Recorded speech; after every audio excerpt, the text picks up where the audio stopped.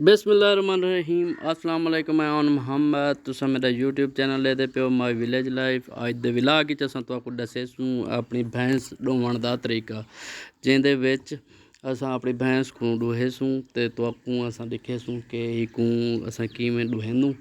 ते हिंदे अलावा असां जड़ा ना हिकू क्योंकि हिंदा बच्चा मर गया ही डिफैक्ट की वजह तो मर गया ही, ते असां जड़ा ना हुण हिकू जड़ा ना टीका लेसूं। टीका ला ते भला हिकू डूहेसूं ते डोहो ते भला तुहानू दिखेसूं।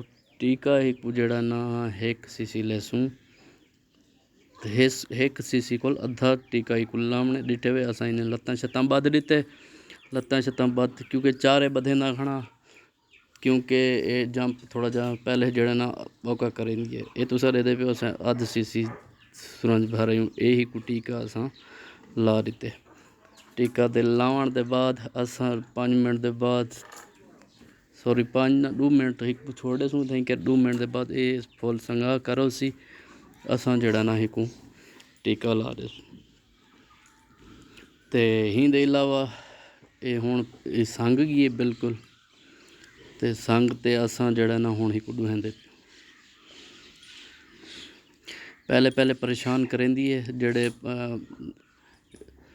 दे पे तुसा थोड़ा खौर करेंदी है जम शम रेंदी ही वास्ते असां जड़ा ना इन्हें को डूं खबड़ियां बधी कणो ताकि ये जम सुकून नाल सक मिले। जेड़े असां इन्हें दे थान वठी गिनसूं पकड़ गिनसूं 2-4 धारा कट गिनसूं वाला इस सुकून नाल खड़ वेसी तुसा देख सो ते दे पे तुसा असां हुण जड़ा ना हिकू बिल्कुल रेडी करते डूहेंदे प्यूं।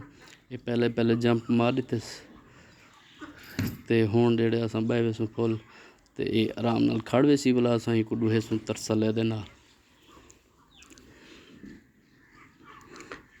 डिठे। बस सिर्फ थाने को पकाने की देर होंदी है, ये वाला सुकून मरेंदी है।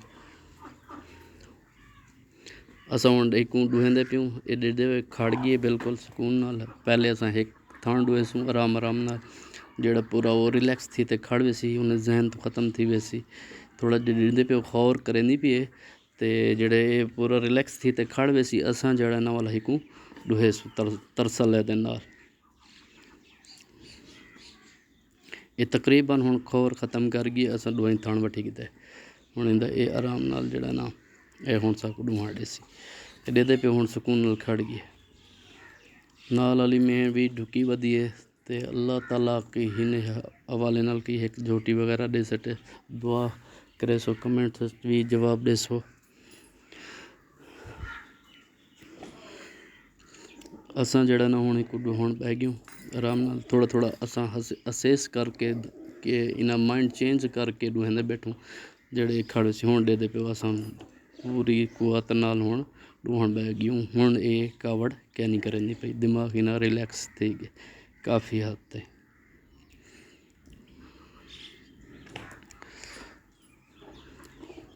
असां इन्हें अगले थान दूधी प्यूं हुण डूही पिछले डूहेसूं क्योंकि इन्हें बच्चा मर गया है जिनी वजह तो असां जड़ा ना हिकू जड़ा ना बिल्कुल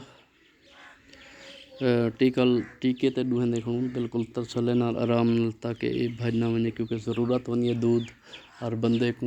ये नाल वाली में बस जड़ी है ना सामने तो अपने नज़र दी पी ये ढुकी वधी है ते हिकू डोहते असां ये नाल जड़ी मिली वधी सॉरी जड़ी नाल मिली वधी है जड़े ये भी उसी वाला असां हिकू छोड़ देसूं तरसले दे नाल। ये तुसा दे पे हुण असां जिवें डूहे बैठे मर्जी नाल ये खड़ी रहा सी ते असां हिकू तरसले नाल डोह गिनसूं।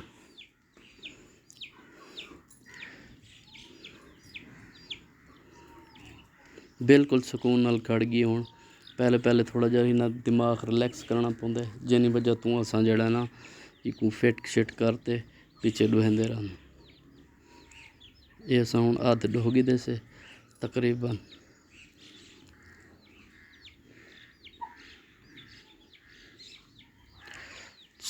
ते इंदे अलावा सारिया वीडियो तो आपको पसंद नहीं हम तो शेयर किया करो, लाइक किया करो, फॉलो किया करो। ही दे अलावा तुसां बैल आइकन को लाजमी दबाया करो कि सारी नवी आने वाली वीडियो तुहाडे कन्नै बर वक्त पुजदी रहे। असां मेहनत नाल वीडियो बने थोड़ी मेहरबानी है तुसां को फॉलो करें लाइक्स करें व्यूज़ थोड़े ज़्यादा आंदे माशाल्लाह।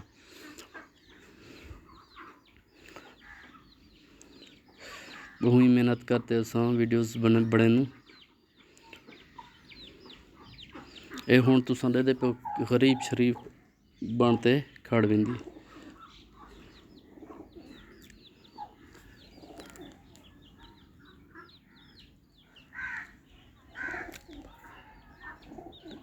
असां बिल्कुल ही को सफ़ा करते डुहेसूं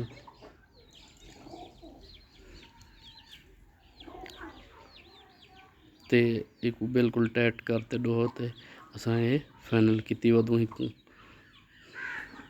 हुण ये रिलैक्स थी ते क्योंकि ये रिलैक्स ये सारा कैमरे को थोड़ा जा दे दी खड़ी है और नाल और डिस्टर्ब थी नहीं खड़ी लेकिन ये रिलैक्स थी खड़ती हुण तोणे असां एक इन्हें वंग वगैरह कढ़ गिनू इस को जड़ा ना आराम नाल डूहां डेसी। अल्लाह हाफिज़।